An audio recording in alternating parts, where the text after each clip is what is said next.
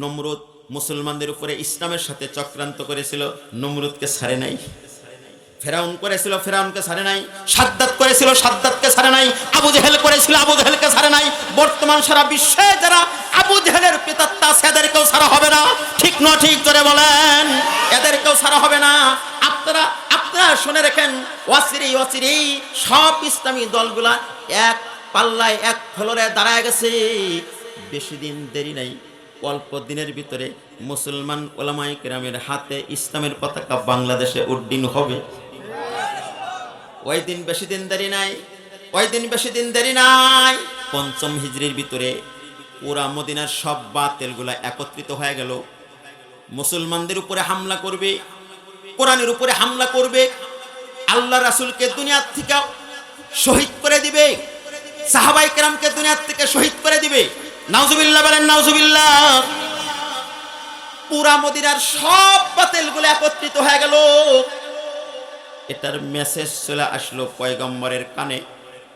ওগো পয়গম্বর, পুরা মদিনার সব বাতিলগুলো এক হয়ে গেছে, পুরা মদিনার উপরে হামলা করবে, অতর্কিতভাবে হঠাৎ করে হামলা করবে, পুরা মুসলমানদের উপরে আক্রমণ করবে, দিন ইসলামকে মদিনায় থেকে উঠিয়ে দিবে। আল্লাহ পাক রব্বুল আলামিন পয়গম্বরকে শোনায় দিলেন, জানায় দিলেন। আল্লাহর পয়গম্বর সাহাবায়ে কেরামদের সাথে সাথে পরামর্শ করলেন। আল্লাহর পয়গম্বর বললেন, পুরা মদিনার সব বাতিলগুলো এক হয়ে গেছে। ইহুদি নাসারা খ্রিস্টান মুনাফিক ডং চারাল যা আছে সব একত্রিত হয়ে গেছে। এই জন্য দেখবেন বাতিলের সব গোড়া হলো এক। ঠিক বললাম না? ঠিক বললাম? কোনো মুসলমানের উপরে, কোনো হিন্দু কোনো বৌদ্ধের উপরে হামলা করে না। দেখেন, বৌদ্ধ হিন্দুর উপরে হামলা করবে না, কোনো হিন্দু খ্রিস্টানের উপরে হামলা করবে না, খ্রিস্টান তার কোনো ইহুদির উপরে হামলা করবে না। হামলা করবে তো মুসলমানের উপরে হামলা করবে। সব বাতিলগুলার গোড়া হলো এক। সব বাতিলগুলা মুসলমানদের উপরে হামলা করবে।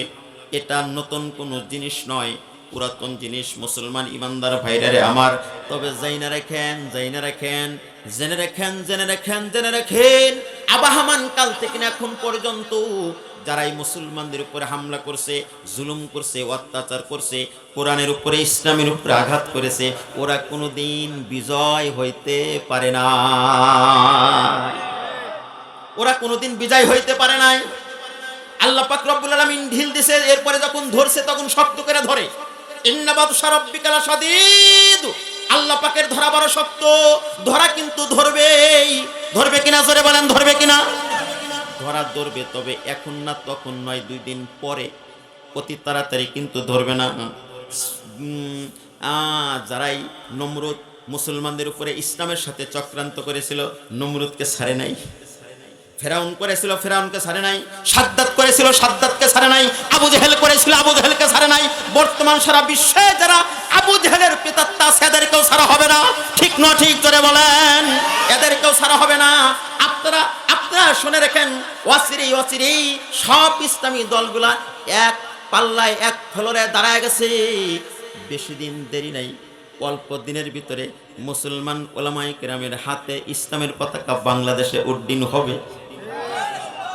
ওই দিন বেশি দিন দেরি নাই, ওই দিন বেশি দিন দেরি নাই। আল্লাহু আকবার বলেন, আল্লাহু আকবার। জোরে বলেন সুবহানাল্লাহ। জোরে আওয়াজ করে বলেন আল্লাহু আকবার। আলহামদুলিল্লাহ। সকল বাতিলগুলা মুসলমানদের উপরে আক্রমণ করবে। পয়গম্বর পরামর্শ করলেন কি করা যায়। হযরতে সালমান ফারসি রাদিয়াল্লাহু তাআলা আনহুকে আল্লাহ পাক রব্বুল আলামিন 350 বছর হায়াত দান করছে।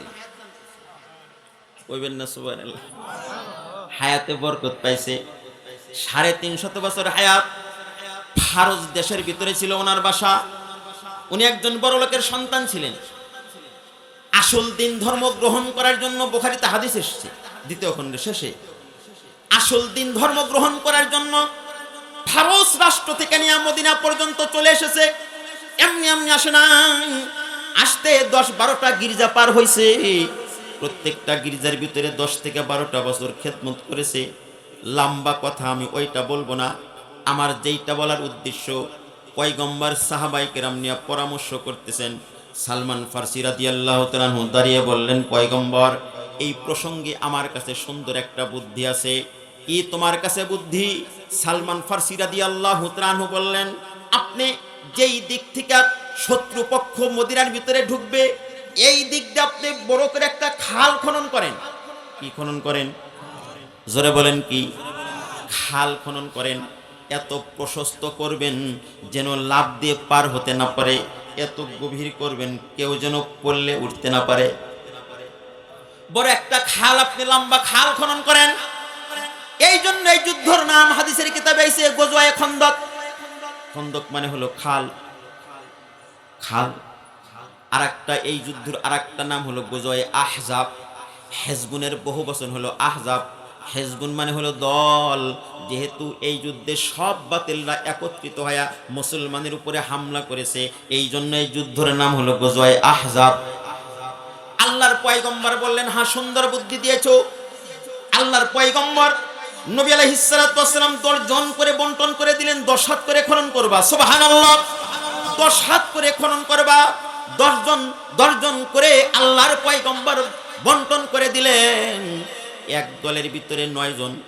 সাহাবী বললেন, হুজুর, আমাদের দলে 9 জন। আল্লাহর পয়গম্বর বললেন, আমি আছি, আমি দিয়া তোমাদের দলে 10 জন। খাল খনন করা শুরু হয়ে গেল। আপনারা শুনেছেন সাহাবায়ে কেরাম পেটে পাথর বেঁধে ইসলামের প্রচার করেছে। শোনেন নাই? সাহাবায়ে কেরাম পেটে পাথর বেঁধে ইসলাম প্রচার করেছে। 3 দিন পর্যন্ত সাহাবায়ে কেরামের পেটে কোনো খানা নাই। পেটের ভিতরে পাথর বেঁধে আল্লাহর পয়গম্বর সহ সাহাবায়ে কেরাম দিনের কাম করতেছেন। পেটের ভিতরে খাদ্য নাই, এরপরেও মাটি খনন করা কাম কি সাধারণ কথা? পেটের ভিতরে খাদ্য নাই, 3 দিন পর্যন্ত খাল খনন করতেছে। শেষ পর্যন্ত পয়গম্বর সাহাবায়ে কেরাম পেটের ভিতরে পাথর বেঁধে কাম করা শুরু করেছে। 3 দিন পরে সাহাবায়ে কেরাম আল্লাহর পয়গম্বরের কাছে গিয়ে বলতেছেন, হুজুর, 3 দিন হলো আমাদের পেটের ভিতরে কোনো খাদ্য নাই, খানা নাই। আল্লাহর পয়গম্বর, মাটি খনন করতে করতে আমরা একদম পেরেশান, অস্থির, আমরা আর পারতেছি না। ওগো নবী, এই দেখেন না, পেটের কাপড়টা উঠায়া বলতেছে, দেখেন আমাদের পেটের ভিতরে একটা করে পাথর বাঁধা। মুসলমান ইমানদার বলা যত সহজ, শোনা যত সহজ, বাস্তবে এত সহজ না। সাহাবায়ে কেরাম পেটের কাপড় উঠায়া বলতেছেন, আল্লাহর পয়গম্বর, পেটের ভিতরে একটা করে পাথর বাঁধা। আল্লাহর পয়গম্বর সাহাবায়ে কেরামকে আর কি উত্তর দিবে? আল্লাহর পয়গম্বরের হোড় দুটা থরথর করে কাঁপতেছে। আল্লাহর পয়গম্বরের চোখ দিয়া পানির ফোঁটাগুলো বয়ে বয়ে পড়তেছে। কোনো কথাই বলতে পারতেছে না। আল্লাহর পয়গম্বর নিজের পেটের উপর থেকে আস্তে করে চাদরটা উঠায়া দিয়া বলে, দেখো। সাহাবায়ে কেরাম দেখেন আল্লাহর পয়গম্বরের পেটের ভিতরে 2টা পাথর বাঁধা।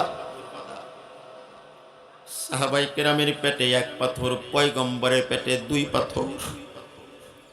মুসলমান ইমানদার, পাথর বেঁধে যদি ইমানকে হেফাজত করা লাগতো, তাহলে কাদিয়ানীরা মুসলমানদের ইমান নিয়ে দৌড়াদৌড়ি করে মুসলমান ওদের চোখ উড়ায় দিত। হিজবুত তৌহিদের সংগঠন মুসলমানদের ইমান নিয়ে দৌড়াদৌড়ি করতো, ওদের ঘাড় মটকায়া দিত। ইহুদি নাসরা খ্রিস্টান বেঈমানের দলগুলো মুসলমানদের ঈমান নিয়ে ছিনিমিনি খেলতেছে। মুসলমানরা ওদের হাত ভেঙে দিত, ঘাড় মটকা দিত। কিন্তু আমাদের ঈমানটা যে ওইভাবে আমরা পাই নাই। বাবা মুসলমান হইছে, আমি মুসলমান। বাবা গরু খাইছে, তাই আমি গরু খাই, এমন মুসলমান। ঠিক না বলেন? 8 বছর 7 বছর বয়সে বাবা মুসলমানি করে দিছে। ওই ইব্রাহিমী সেল নিয়ে ঘোরাফেরা করতেছি, মুসলমানের উপরে মুসলমানদের নাম গায়ে ঘুরতেছি। গরু খাওয়াই না মুসলমান, হাকিকতে ইমান আমাদের কিন্তু না। হাকিকতে যদি আমাদের ইমান থাকতো, আর যদি ইমানের সেই জোশ থাকতো, তাহলে কাদিয়ানী হোক, তাসলিমা নাসরিক হোক, ইহুদি হোক, খ্রিস্টান হোক, আর হিজবুত তাওহীদের সংগঠন হোক, পুরোটাই মুসলমানদের কাছে পাত্তা পেত না। মুসলমানদের চোখ উপড়া ফেলা দিত। কিন্তু আমাদের তো ওইভাবে, আমরা তো ইসলাম আমাদের কাছে ওইভাবে আসে নাই, মজার করে আইসি আর মজার করে খাইছি। ঠিক না ঠিক জোরে বলে? মুসলমান ইমানদার ভাইরা আমার, আল্লাহর পয়গম্বর পেটের উপর থেকে চাদরটা উঠাইয়া দিয়া বললেন, দেখো আমার পেটের ভিতরে দুইটা পাথর। সাহাবায়ে কেরাম কেঁদে দিলেন, হায় হায় হায়, আমাদের পেটে এক পাথর, পয়গম্বরের পেটে দুই পাথর। নবী আলাইহিস সালাতু ওয়াস সালাম হাত আকাশের দিকে উঠাইলেন, দোয়া করলেন, আল্লাহুম্মা লা আইশা ইল্লা আইশাল আখিরা। সুবহানাল্লাহ বলেন। আল্লাহুম্মা লা আইশা ইল্লা আইশাল আখিরা ফাগফির লিল মুহাজিরিনা ওয়াল আনসার ফানসুর আলাল মুহাজিরিনা ওয়াল আনসারা। ওগো আল্লাহ, আমার আনসার মুহাজির সাহাবায়ে কেরামরে মাফ করে দাও, দুনিয়ার কষ্ট সহ্য করে মৃত্যুর পরে জান্নাত দিও। সুবহানাল্লাহ। পয়গম্বরের মুখে সাহাবায়ে কেরাম দোয়া শুনে খোদার কথা ভুলে গেছে, খোদার কথা ভুলে গেছে। সাহাবায়ে কেরাম পয়গম্বরের সামনে এবার ইশকর মুহাব্বতের গান গায়, নাহনুল্লাযী বায়াউ আলা মুহাম্মাদান, নাহনুল্লাযী বায়াউ আলা মুহাম্মাদান আলাল জিহাদে মা বাকিনা আবাদা। ওগো আল্লাহ রাসূল, এক বিন্দু রক্ত থাকা পর্যন্ত খোদায় মরে গেলেও ইসলাম রেখা, জিহাদের ময়দান ছাইরা, কোরআনকে রেখা, আপনারে রেখা আমরা বাসাতে যাব না। এক বিন্দু রক্ত থাকা পর্যন্ত কোরআনকে রেখে চলে যাব না। সুবহানাল্লাহ বলেন। এক বিন্দু রক্ত থাকা পর্যন্ত আপনাকে রেখে চলে যাব না। জীবন দিব, রক্ত দিব, কোরআনের ময়দানে থাকবো। আল্লাহু আকবার। জীবন চলে যাবে। দেখেন না এই সমস্ত ওলামায়ে কেরাম রাত দিন 24 ঘন্টা মাঝহার পিছনে থাকে, কয় হাজার টাকা বেতন দেয়, এরপরেও বাকি থাকে, তারপরেও কালেকশন করে লওয়া লাগে, এরপরেও কত মানুষের কত কথা। কি কোন একজন মৌলবী কি কোরআন শরীফ রেখে চলে গেছে? কেন যায় নাই? এরা আবু হুরায়রার ছাত্র। সুবহান। এরা সাহাবায়ে কেরামের ছাত্র। এরা বদরের ময়দানে যেই সাহাবায়ে কেরাম ছিল ওনাদের ছাত্র, এই যুদ্ধের ভিতরে যেই সমস্ত সাহাবায়ে কেরাম ছিল ওনাদের ছাত্র। এরা উহুদের ময়দানে সাহাবায়ে কেরামের ছাত্র। আবু হুরায়রা রাদিয়াল্লাহু তাআলা আনহুর ছাত্র। এরা জীবন দিতে পারে, না খায়া থাকতে পারে, বেতন বাকি থাকতে পারে, নানানজন কত কথা কইতে পারে, কিন্তু কোরআন ছাইরা ওলামায়ে কেরাম রাইখা চলে যায় না। সুবহানাল্লাহ। দেখেন না মৌলবীর কত দোষ। যদি জোরে যায় না জানি কোন বাড়ি দাওয়াত পাইছে, ঠিক না? আর যদি আসতে যায় হুজুর খাওয়া বেশি হয়েছে। কত খাইছে? ঠিক বললাম না ঠিক বললাম? দুই ফকিরে ভিক্ষা করতেছে, বলি দুই ফকিরে ভিক্ষা করতেছে। ভিক্ষা করলে এক ভদ্রলোক দুইজনে ভিক্ষা দিছে 15 পয়সা। কত পয়সা? এই যে বাচ্চাগুলো 15 পয়সা চিনবে না। তুমি চেনো 15 পয়সা? তুমি দেখোই তো নাই, এটা চিনবেই তো না, ওইটাই তো চিনবে না। একটা 10 পয়সা আর একটা 5 পয়সা, তো 50 পয়সায় চিনবে না। 15 পয়সা দিছে। তো রাস্তায় গিয়ে দুই ফকিরে বন্টন করতেছে। একজন 10 পাই নেয় আর একজন 5 পাই। কাই আমারে 5 পাই দিলে, কাইলে তাহলে তুই ল। এখন ও 5 পাই হয়, ও 10 পাই হয়, আমারে আবার 5 পাই হলে যে। বলেন তো দেখি কিয়ামতের আগ পর্যন্ত কি বন্টন করা শেষ হবে? হে 5 পাই দেয়, হের 10 পাই হয়, হের 10 পাই হয়, হে 5 পাই হয়। ভাগ কেমনে করস? মেলে না কেন? আমি এখন কি করবো? তুই কর, মানে তুই তো নেতা, তুই কর। দুইজনে মুখামুখি করতে করতে হাতাহাতি শুরু হয়ে গেছে। এই যে মনে করেন আপনাদের এই আবু সালেহ সাহেব, মুফতি সাহেব রাস্তা দিয়ে যাইতেছে, দুই ফকিরের মারামারি। এই কি হয়েছে? মারামারি করো কে? ভাই দেখেন না হুজুর, এই যে এক ভাই 15টা পয়সা দিছে আমাদের, এখন যে আমরা দুইজন বন্টন করতে পারতেছি না, ঝগড়া লেগে গেছে। কি করি? হুজুরে 2টা পয়সা নিয়া দেখতেছে, হায় হায় 15 পয়সা, এটা কিয়ামতের আগ পর্যন্ত বন্টন করলে তো ভাগ হবে না। তো হুজুরে কি করছে, 15 পয়সাটা নিয়ে পকেট থেকে আরো 5 পয়সা বাইর করে দিয়া 20 পয়সা মিলিয়ে দিছে। ওকে 10 পয়সা দিছে, ওরে 10 পয়সা দিছে, দিয়া মিলে গেল। ঠিক আছে, হুজুর চলে গেছে। এখন একজন আর একজন ফকিরকে কয়, দেখছাস এতক্ষণ পর্যন্ত আমরা মিলাইতে পারলাম না, মারামারি কিলাকিলি, আর এই মৌলবী এই সে কেমনে যে মিলাই দিল, না জানি মৌলবী এর ভিতরে কয় পয়সা খাইছে, না জানি কত খাইছে, না খেলে মিলে কেমন। ব্যাপারটা কিন্তু আসলে এরকমই। ঠিক বললাম না ঠিক বললাম বলেন? মৌলবী সব কিছু দিয়ে রাত দিন 24 ঘন্টা মেহনত করে, রক্ত পানি করে, ঘাম বের করে দিনের পিছনে ব্যস্ত। এরপরে যত দোষ মৌলবীর দেই, মনে দরদ নিয়ে মৌলবী কথা কয়। উম্মতের দরদ যদি মৌলবীর তালে না থাকতো, মৌলবী চিল্লা চিল্লা করে কথা কখনো বলতো না। মৌলবী বলতো না যে এটা বানাও না, এটা বানাও, এটা আযাব হবে, এটা কবরে আযাব হবে। মৌলবীর দরদ, উম্মতের দরদ মৌলবীর কলিজায় আছে, তাই মৌলবী এত চিল্লা চিল্লা কথা বলে। আর আমরা বলি, এই খবরদার মৌলবী, তোর কিন্তু হাত ভেঙে দিমু। কারে হাত ভেঙে দাও, ঘাড় মটকায় দাও, যে তোমার মার বিবাহ না পারলে তুমি হারামজাদা হইতা। ঠিক বললাম না ঠিক বললাম বলো?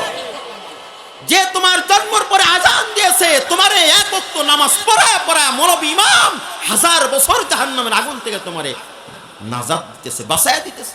ঠিক বললাম না ঠিক বললাম? যে তোমার ইন্তেকালের পরে জানাজার নামাজটা পড়ায় কবরে ঢুকাইতেছে, যে তোমার মৃত্যুর পরে কবরে রেখা বলতেছে বিসমিল্লাহি ওয়া আলা মিল্লাতি রাসূলিল্লাহ, যেই মৌলবী হাসরের ময়দানে তোমারে সুপারিশ কইরা কইরা আল্লাহর জান্নাতে নেওয়ার জন্য ব্যবস্থা করে দিবে, আর তুমি ওই মৌলবীর ঘাড় মটকাইতে চাও, পাকিস্তানে পাঠাইতে চাও, হাত ভেঙে দিতে চাও।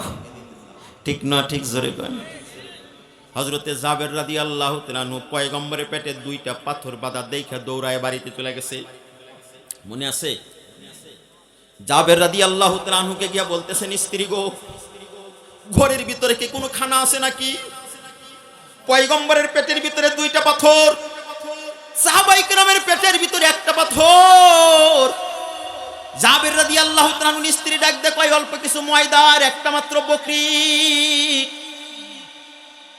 এই মাত্র 8 থেকে 10 জন মানুষের খানা হবে। জাবের রাদিয়াল্লাহু তাআলা আনহুর স্ত্রী বললেন, যাও পয়গম্বরকে দাওয়াত দিয়ে এসো। পয়গম্বর সহ 8-10 জন সাহাবায়ে কেরামকে দাওয়াত দিয়ে এসো, আজকে দুপুরে আমার বাসাতে খাওয়া। জাবের রাদিয়াল্লাহু তাআলা আনহু এসে পয়গম্বরকে বললেন, পয়গম্বর, ঘরের ভিতরে খাদ্য কম, মাত্র হাফ কেজির মতো আটা আর 1টা বকরির বাচ্চা। আপনি সহ দুপুরে আকাবিরে সাহাবায়ে কেরাম যারা আছেন, আবু বকর, ওসমান, আলী সহ 8-10 জন সাহাবায়ে কেরাম আজকে দুপুরে আমার বাসাতে দাওয়াত। নবী আলাইহিস সালাতু ওয়াস সালাম কয়, বেলে পেটন দাও, বাড়ি দাও, টনটনি দিয়া দাও। বেলের ভিতরে বাড়ি দিয়ে দিছে, টনটন আওয়াজ। সাহাবায়ে কেরাম পয়গম্বরের দিকে মুতাওয়াজ্জিহ হয়ে গেছেন। আল্লাহর পয়গম্বর বলে, 3000 সাহাবায়ে কেরাম শোনো, আজকে দুপুরে তোমাদের সকলের জাবের রাদিয়াল্লাহু তাআলা আনহুর বাসাতে দাওয়াত। জাবের রাদিয়াল্লাহু তাআলা আনহু দৌড়িয়া পয়গম্বরের কানে কানে বলে, হুজুর ভুল শুনেছেন না, আমি ভুল কইছি। 3000 সাহাবায়ে কেরাম নয়, মাত্র আপনি সহ 8-10 জন সাহাবায়ে কেরামের আজকে দুপুরে আমার বাসাতে দাওয়াত। সব সাহাবায়ে কেরামের খাদ্য আমার বাসাতে নাই। আল্লাহর পয়গম্বর বললেন, জাবের ভুল বলো নাই, ভুল শুনি নাই, চিন্তা করো না, টেনশন করো না। গিয়া বকরিটা জবাই কইরা রুটি বানাইয়া ঢাকনার ভিতরে, পাতিলের ভিতরে খানা ঢেকে রেখে দিবা। খবরদার ঢাকনাটা খুলবা না। जमाना की शहनशाही से है बेहतर, मोहम्मद की हासिल अगर हो गुलामी। जमाना की शहनशाही से है बेहतर, मोहम्मद की हासिल अगर हो गुलामी। इलाही दिखा दे जमाले मोहम्मद, आमीन बोलें। इलाही दिखा दे, इलाही दिखा दे जमाले मोहम्मद, তুফাইলে মুহাম্মাদ ও আলে মুহাম্মাদ আর পরিবেশন করব।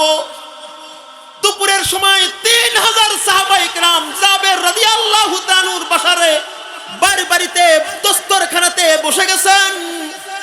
আল্লাহর পয়গম্বর মুহাম্মদ রাসূলুল্লাহ সাল্লাল্লাহু আলাইহি ওয়াসাল্লাম খাদ্যর কাছে গিয়া, পাত্রর কাছে গিয়া ঢাকনার নিচ থেকে পয়গম্বর রুটি বের করতেছে, গোস্তের টুকরা বের করতেছে। রুটি বের করে ওয়ালাউ আন্না হালাল কুরা আমানু লা ফাতাহনা আলাইহিম বারাকাতিম মিনাস সামাই ওয়াল আরদ। যদি বান্দা তোমরা আল্লাহর হয়ে যাও, আসমান জমিনের বরকত আল্লাহ দিবে, আল্লাহ পাকের ওয়াদা আছে। গুনার কাম করো না, সুদ খাও না, ঘুষ খাও না, হারাম করো না, বরকতদার মালিক আল্লাহ। পয়গম্বর ঢাকনার নিচ থেকে রুটি বের করে, হালুয়া বের করে, তরকারি বের করে, রুটি বের করে, তরকারি বের করে, রুটি বের করে, তরকারি বের করে। 3000 সাহাবায়ে কেরাম খাইছে, পয়গম্বর খাইছে, বাড়িওয়ালারা খাইছে। আল্লাহু আকবার বলেন। এটার নাম হলো বরকত। আবু হুরায়রা রাদিয়াল্লাহু তাআলা আনহুকে পয়গম্বর থলির ভিতরে খেজুর দিয়েছিলেন, আবু হুরায়রা রাখো। একটা ব্যাগ থলির ভিতরে আবু হুরায়রা রাদিয়াল্লাহু তাআলা আনহু 26 বছর খাইছে। আবু হুরায়রা রাদিয়াল্লাহু তাআলা আনহু থলির ভিতর থেকে খেজুর বের করে আর খায়। যখনই ক্ষুধা লাগে তখনই খায়, মেহমান আসলে দেয়। যখনই ক্ষুধা লাগে তখনই বের করে খায়, মেহমান এলে বের করে দেয়। 26 বছর আবু হুরায়রা রাদিয়াল্লাহু তাআলা আনহু পয়গম্বরের দেওয়া থৈলার ভিতরে খেজুর খাইছে। সুবহানাল্লাহ। শুকনা বকরির স্তনে হাত দিলে স্তনের দুধ দেয়া ভর্তি হয়ে গেছে। শুকনা কুয়ার ভিতরে পয়গম্বর কুলি করলে সাথে সাথে কুয়া ভর্তি পানি হয়ে গেছে। ভাইজান, বয়ান আমার শেষ, খুব হলে আর 5-10 মিনিট বয়ান করব, হুজুর আসবে, এরপরে কিছু কাজ আছে। ভাইজান, দিলটা নরম করেন, মালিকের কথার ভিতরে কোনো স্বজনপ্রীতি নাই। যদি আল্লাহর জন্য হয়ে যায়, আল্লাহ আমাদের জন্য হয়ে যাবে। মাল্লাহুল মাওলা ফালাহুল কুল। যারা আল্লাহর জন্য হয়ে যায়, আল্লাহ তার জন্য হয়ে যায়। মুসলমান ইমানদার ভাইরে আমার, বরকত দেওয়ার মালিক কে? আরো জোরে বলেন কে? কিন্তু আমরা আসলটা না ধইরা নকলটা ধরছি, তার জন্য পেরেশান আমাদের ভিতরে, ঠিক না? ঠিক জোরে কর। মুসলমান ইমানদার আসলটা না ধইরা নকলটা ধরছি, এই জন্য আমাদের পেরেশান। যদি আসলটা ধরি, বাদশা হারুন আর রশিদ গোলামে মহব্বত করে, খুব মহব্বত করে, ভালোবাসে। মন্ত্রীরা হিংসার চোখে তাকায়, এমপিরা হিংসার চোখে তাকায়, স্ত্রীরা হিংসার চোখে তাকায়, ছেলেরা হিংসার চোখে তাকায়। বাদশা হারুন আর রশিদ বললেন, ঠিক আছে, তাহলে সেমিনার দেওয়া হোক। সেমিনার দিছে। বাদশা হারুন আর রশিদকে পরীক্ষা করা হবে। বাদশা হারুন আর রশিদ মন্ত্রীরে বসাইছে, এমপিরে বসাইছে, স্ত্রীদের বসাইছে। বলতেছে 1, 2, 3 বলার সাথে সাথে, এটা আমার স্বর্ণর গোডাউন, এটা আমার রূপার গোডাউন, এটা আমার ধানের গোডাউন, এটা আমার স্বর্ণর সিন্ধুক। 1, 2, 3 কবার সাথে সাথে যে যেটার তালা ধরবো ওটা তার হয়ে যাবে। বাদশা হারুন আর রশিদ সবগুলোকে সামনে রেখে 1, 2, 3 বলেছ, স্ত্রীকে স্বর্ণর সিন্ধুকের তালা ধরে বয়া রইছে। আর একজন যায় রূপার স্ত্রী রূপার সিন্ধুকের তালা দেওয়া বয়া রইছে। এমপি গিয়া সরিষা কালার গোডাউনের তালা দেওয়া বয়া রইছে।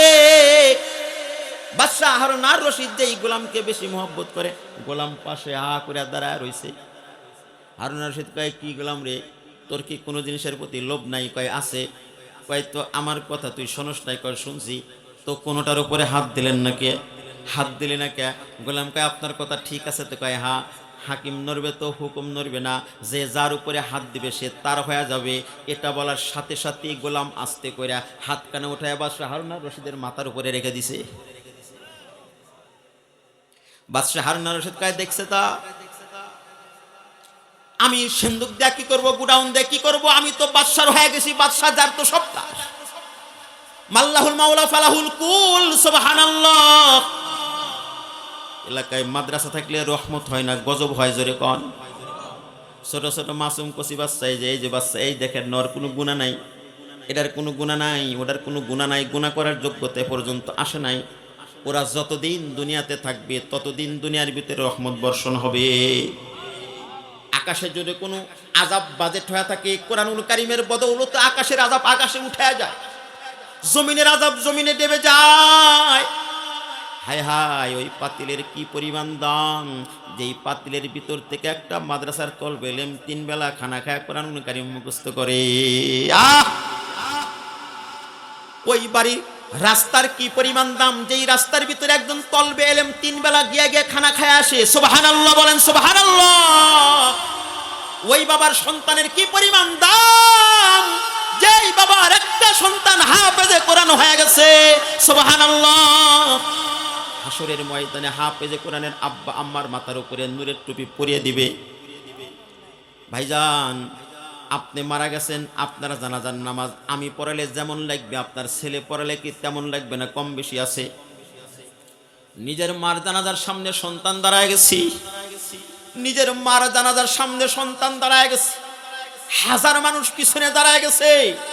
বাবার মার জানাজার সামনে নিয়ে সন্তান যখন বলেছে আল্লাহু আকবার, এই সন্তানের আল্লাহু আকবারের আওয়াজ সপ্তম আসমান ধরে রাখতে পারে না।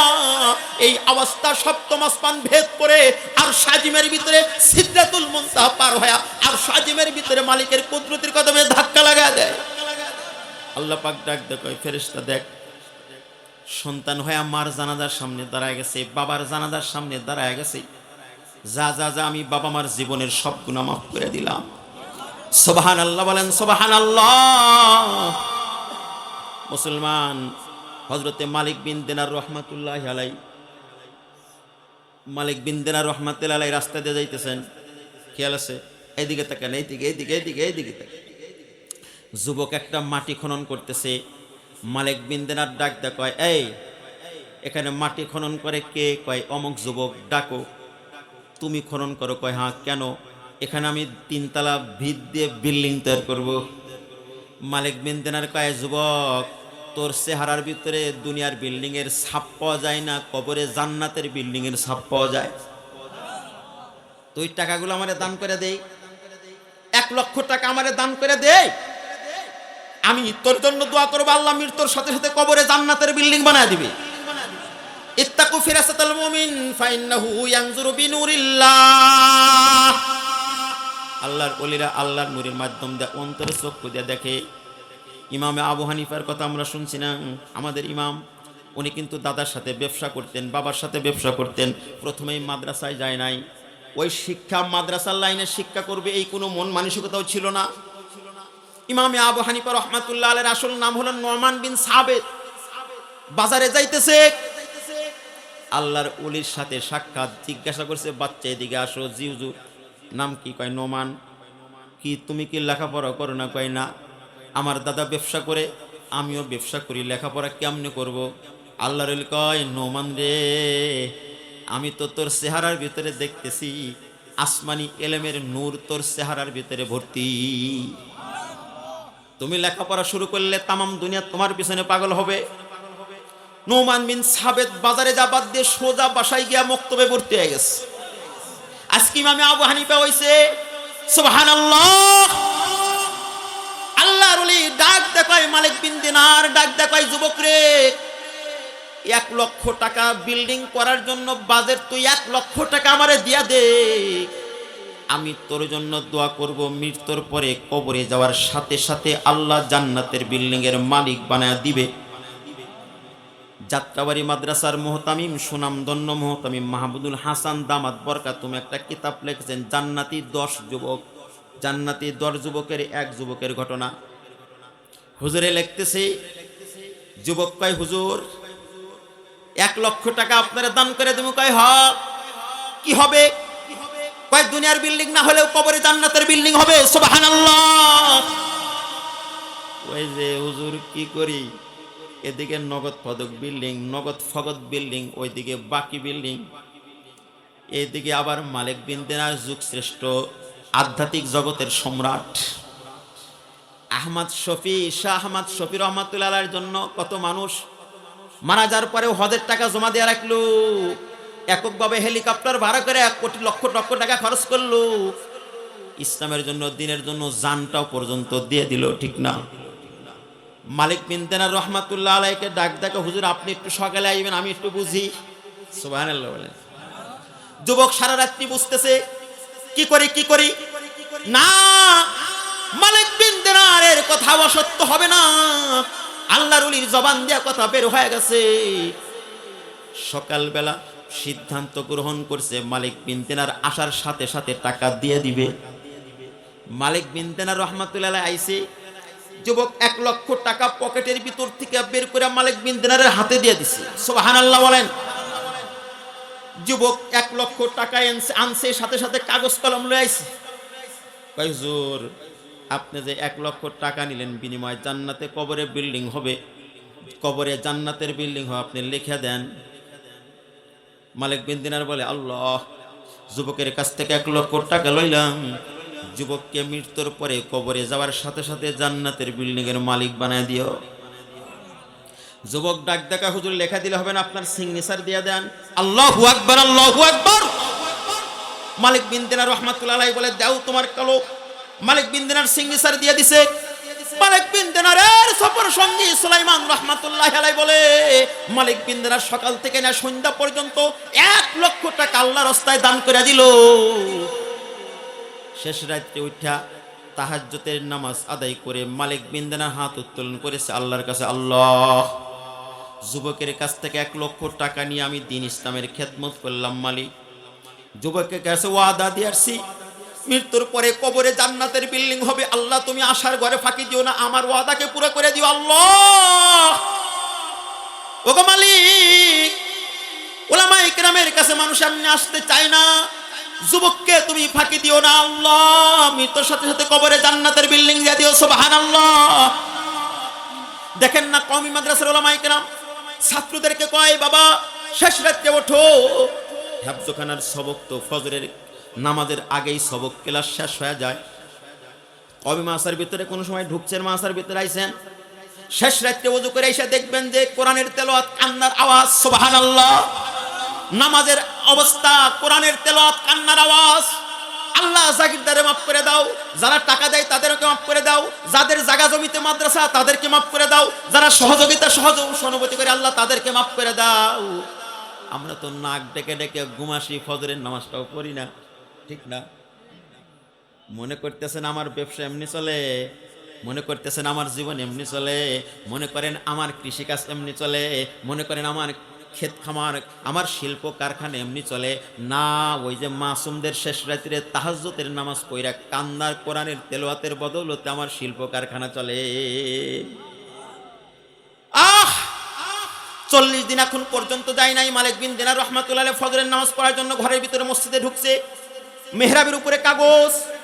ওই এই কাগজটা আমি যুবককে লেখা দিছিলাম, এখানে কেমনে আইলো? মালিক বিন দিনার রহমাতুল্লাহ আলাইহি ফজরের নামাজ কমপ্লিট করে যুবরের বাসার দিকে যাইতেছে। রাস্তার ভিতরে একজনের সাথে সাক্ষাৎ, আগন্তকে ডাক দেয়, ভাইজান কিছুদিন আগে যে আমি যুবকের কাছ থেকে 1 লক্ষ টাকা লইছিলাম, যুবকের কি হালাত? আগন্তুক ডাক দেয়, হুজুর জানেন না যুবক তো গতকালে জোহরের পরে মারা গেছে। মালিক বিন দিনার ডাক দেয়, ইন্না লিল্লাহি ওয়া ইন্না ইলাইহি রাজিউন। তার কিভাবে জানাজার নামাজ পড়েছো, কাফন দাফনের কি হালাত? আগন্তুক ডাক দেয়, হুজুর এই যুবক মৃত্যুর আগে কেঁদে কেঁদে বলে গেছে, ভাইজান আমার কোনো আমল নাই, আখলাক নাই, আমি মালিক বিন দিনারকে 1 লক্ষ টাকা দান করেছিলাম। মালিক বিন দিনার আমাকে একটা কাগজ লিখে দিয়েছিল, ও ভাই আমার ইন্তেকালের পরে, আমার এই কাফন পরানোর পরে, কবরে ঢোকার পরে কাফনের ভিতরে আল্লাহর ওলি মালিক বিন দিনারের কাগজের টুকরাটা ঢুকায়া দিও। আমরা কাগজের টুকরাটা ঢুকায়া দিছি। মালিক বিন দিনার পকেট থেকে কাগজের টুকরা বের করে কয়, এই কাগজ।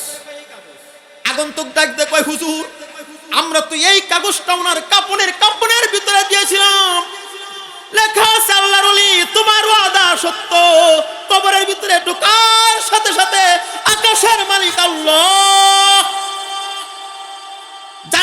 বিল্ডিং এর মালিক বানায় দিছে, কাগজের দরকার নাই, তোমার রিটার্ন দিয়ে দিলাম। সাথে সাথে বহু যুবক 1 লক্ষ টাকা লয়া লয়া হাজির। যুবক বলে আমার ডানান লিখে দেন। মালিক বিন দিনার কয় একে চশমে জাদান গাহে নেগা শাহে নবাসী, একে চশমে জাদান গাহে নেগা শাহে নবাসী, শায়াত কে নেগাহে কুনাদা গাহে নবাসী। হয় না, সময় চলে গেছে 1 মার্চ, সময় চলে গেছে। মুসলমান ইমানদার ভাইরা আমার, বিশ্বাস হয়, বিশ্বাস হয়, বিশ্বাস হয়। কার কার মা মারা গেছে, বাবা মারা গেছে? হাত উঠান তো দেখি, হাত উঠান, হাত উঠান। সবারই তো মারা গেছে দেখা যায়, মাশাআল্লাহ। হাত উঠান, হাত উঠান, আল্লাহকে দেখান, দেখান, দেখান। মা অথবা বাবা অথবা দুইজনই মারা গেছে, তো হাত উঠান, হাত উঠান। নামান কি জন্য? কোন যে আল্লাহ বলেন, বলেন। শরম লাগে, হাত উঠালে শরম লাগে। বলেন আল্লাহ, মা বাবারে জান্নাতে ঘর বানায় দিও, মা বাবারে কবরে জান্নাতের ঘর বানায় দিও। বলেন আমিন, বলেন আমিন, জোরে বলেন আমিন।